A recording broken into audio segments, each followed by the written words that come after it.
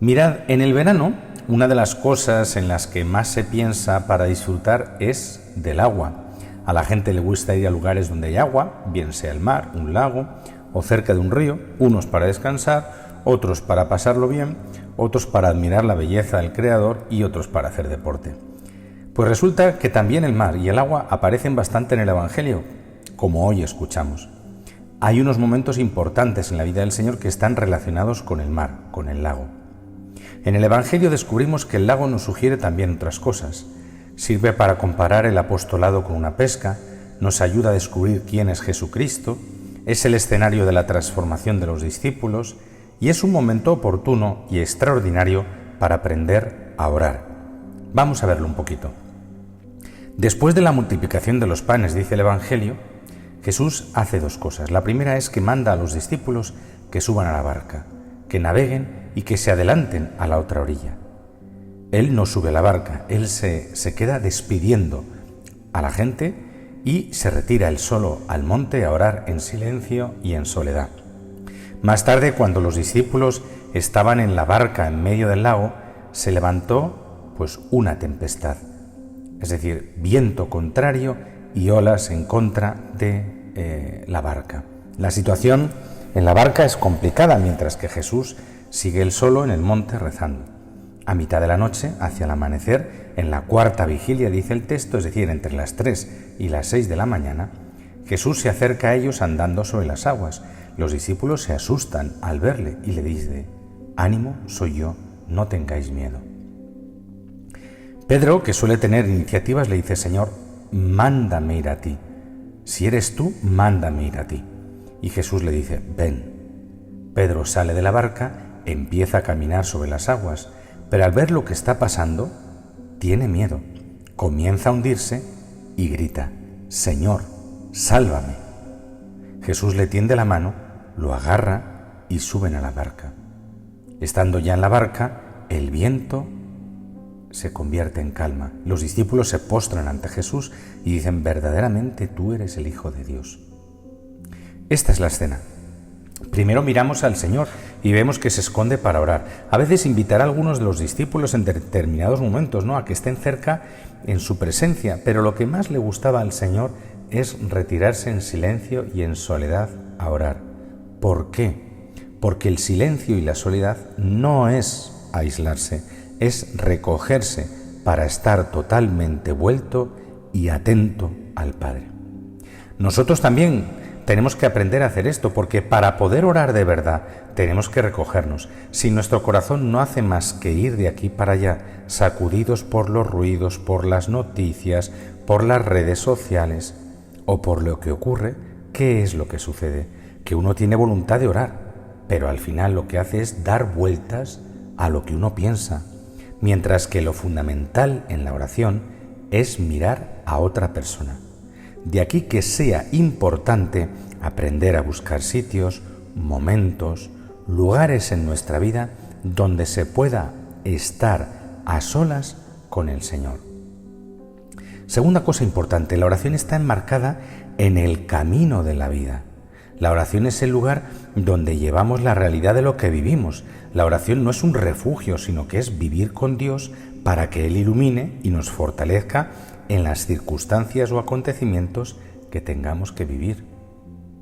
Lo que nos pasa lo llevamos al Señor y lo que nos puede venir lo hablamos también con Dios. ¿Por qué nuestra vida cristiana cambia poco y crece poco?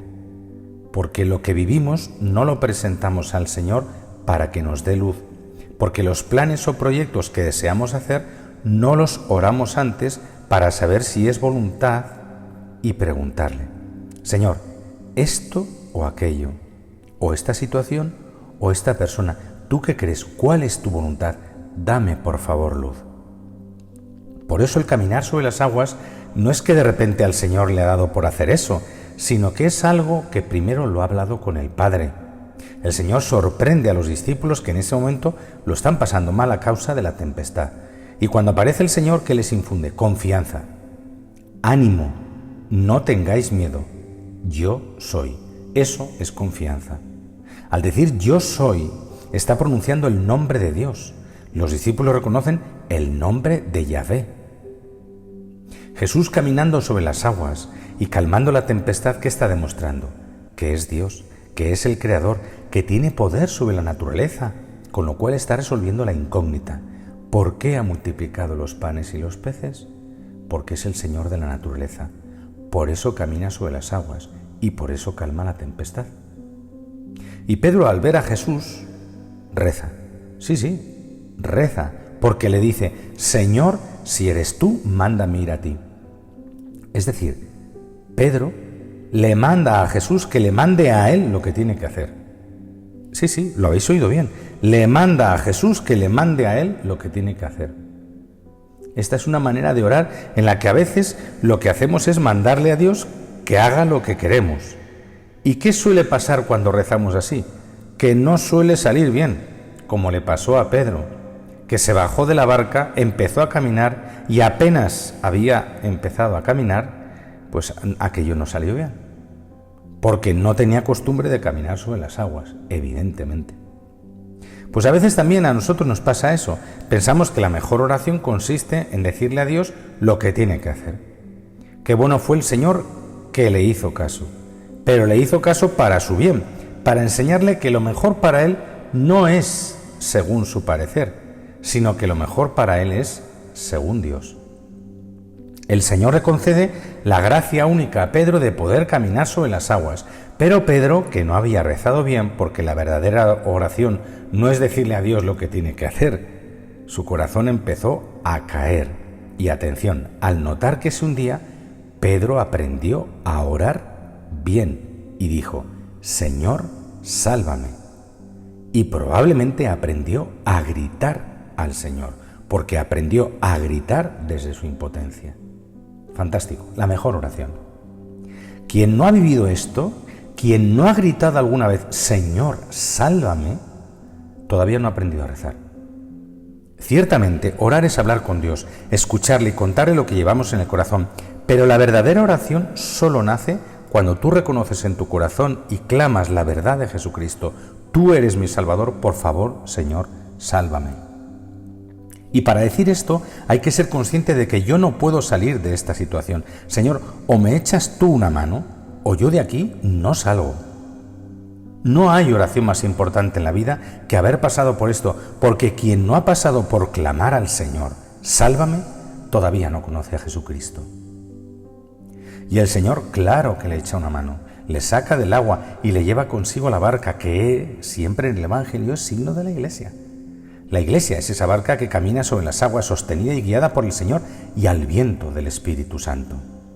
Al entrar Jesús en la barca, viene la calma de la tempestad y todos los discípulos, incluido Pedro, seguro que el primero, oran de otra manera. ¿Cómo? Postrados, se postran y dicen: realmente tú eres el Hijo de Dios. La adoración es la cima de la oración. Solo oramos de verdad cuando nos ponemos ante Dios con el corazón. Tú eres Dios y yo soy tu pobre criatura. Gracias, Señor, porque estás tan cerca de mí, porque me quieres, porque me amas, porque me salvas, porque quieres ser mi amigo, porque me cuidas. Tú eres mi Dios y Salvador. El Papa, a los consagrados, a los sacerdotes, a los obispos, recordó esto: recuperar en la Iglesia la oración de adoración. Señor, en este día queremos darte las gracias por la luz que nos das en el Evangelio de hoy. Tú quieres que recemos como tú quieres, que te conozcamos y aprendamos a ser cristianos de verdad. Enséñanos, Señor, a conocerte como quien eres, como el Hijo de Dios, como nuestro Salvador, que acudamos siempre a ti para abrirte nuestro corazón, para buscar la intimidad contigo y que encontremos en la oración la luz y la fuerza que necesitamos en nuestra vida. Gloria al Padre y al Hijo y al Espíritu Santo, como era en el principio, ahora y siempre, por los siglos de los siglos. Amén.